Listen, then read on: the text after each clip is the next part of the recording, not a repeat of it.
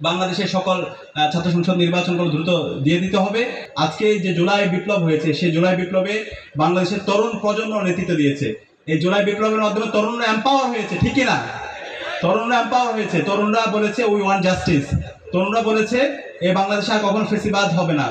তরুণরা এই ভারতের দিল্লির আগ্রাসনের বিরুদ্ধে, আধিপত্যবাদের বিরুদ্ধে তারা একসাথে রাজপথে নেমেছে।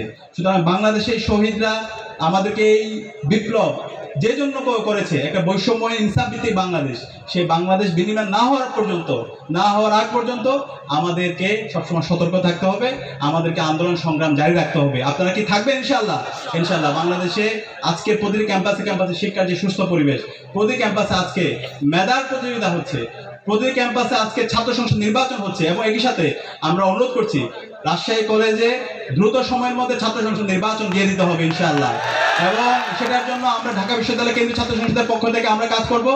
শিক্ষার্থীদের নির্বাচিত প্রতিনিধিরাই আপনাদের এই ক্যাম্পাসে নেতৃত্ব দিবে, এবং আপনাদের যে সমস্যা, আপনাদের যে সংকটগুলো আছে, আবাসন সংকট, আপনাদের খাদ্যের নিরাপত্তা, স্বাস্থ্যের নিরাপত্তা, এবং আপনাদের এখানকার পড়াশোনার পরিবেশ নিশ্চিত করা, অবকাঠামোগত জায়গায় যে সংকট, এই সকল সংকটগুলো পূরণ করার জন্য ছাত্র সংসদ কাজ করবে ইনশাআল্লাহ।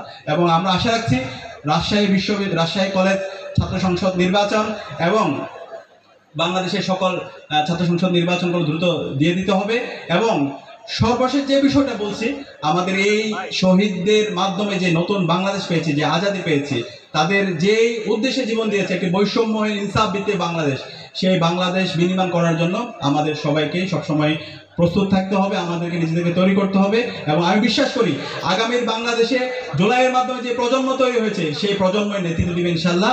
এবং সেই প্রজন্ম তাদের মেধা, তাদের যোগ্যতা, তাদের সততা, তাদের দক্ষতার মাধ্যমে তারা নিজেদেরকে প্রস্তুত করবে। আল্লাহ পাক সুবহানাহু ওয়া তাআলা আমাদেরকে সেই যোগ্যতা এবং সেই সক্ষমতা দান করুক। আমি সবাইকে ঢাকা বিশ্ববিদ্যালয় কেন্দ্রীয় ছাত্র সংসদের পক্ষ থেকে আন্তরিক ধন্যবাদ এবং সবাইকে দাওয়াত দিয়ে আমি আমার কথা এখানে শেষ করছি। আসসালামু আলাইকুম।